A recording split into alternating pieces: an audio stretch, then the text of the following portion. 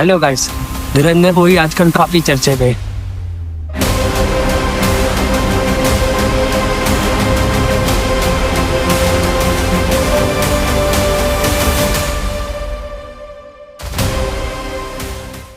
धुरंधर movie आजकल काफी चर्चे में।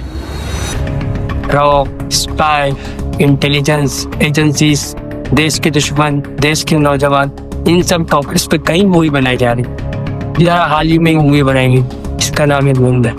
धुरंधर में आतंकवादी, दहशतगर्दी अटैक्स जो भी हिंदुस्तान में हादसे हुए उनको बहुत अच्छे तरीके से बताया गया है। जो बताया गया है सबसे पहले 26/11 अटैक के बारे। तो आज हम 26/11 अटैक के बारे में बात करेंगे। 26/11 अटैक सबको याद है, अजमल निजाम का चेहरा सबको याद है, लेकिन उसी वक्त देश का एक नौजवान वो शहीद हो गया। तो उस वक्त मुंबई ATS का चीफ था, उसके बारे में SM Musharraf, farmer IG of Mumbai inspector officer, वो एक किताब लिखते हैं धूम किल कर करे। तो क्या कर की मौत एक टेररिस्ट अटैक थी या तो कोई साजिश?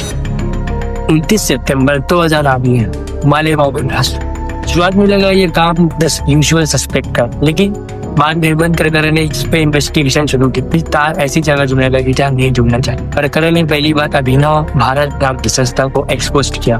साधु प्रज्ञा सिंह ठाकुर, प्रसाद पुरोहित, ये इन्वेस्टिगेशन सैफरोन टेरर भगवा आतंकवादी के नाम से सोशल मीडिया पे फैलने लगे। फिर जैसे ही बड़े नाम सामने आए, पॉलिटिकल सर्कल में बहुत ज्यादा आ गया और हेमंत करकरे को हर तरह की थ्रेट आने लगे, डेथ थ्रेट और अलग से दबाने लगा। यहाँ तक के नेताओं ने उन्हें क्रिटिसाइज करना शुरू कर दिया और इनके साथ रहने वाले में कुछ ऑफिसर्स इस इन्वेस्टिगेशन तक कुछ नहीं थे। देश का एक ईमानदार ऑफिसर एक सच की तलाश में निकला था, लेकिन उन्हें नेताओं ने विलग बनाया। अब आते हैं 26 नवंबर 2008।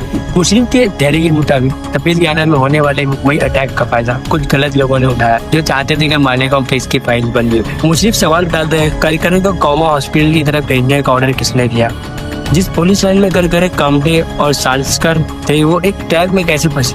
एक पुलिस लाइन में जिसमें करकरे थे वो एक ट्रैप पे कैसे फंसी? और सबसे बड़ी बात, मालेगांव केस के सबसे इम्पोर्टेंट एविडेंस और गवाह जो खुद करकरे थे, उनकी मौत के बाद मालेगांव केस की इन्वेस्टिगेशन बंद हो गई और सारे एक्यूज धीरे धीरे जेल से बाहर निकले और जो गवाह थे वो भी पलट गए, केस बाहर आ गए। और जो इस केस के एक्यूज थे अक्सर आज के नाम MP MLA बन के बैठे, सब पॉलिटिक्स में चले। उनकी मौत के बाद मालेगांव केस की इन्वेस्टिगेशन धीरे धीरे बंद हो गई और सारे गवाह भी पलट गए। दोस्तों, हम ये नहीं कह रहे कि कसाब आतंकवादी नहीं था, हम ये नहीं कह मालेगांव ब्लास्ट के सारे केस वो आज पॉलिटिक्स में चले गए और जिसमें इन्वेस्टिगेशन करने वाले हमारे बीच का एक ईमानदार ऑफिसर आज हमारे बीच नहीं।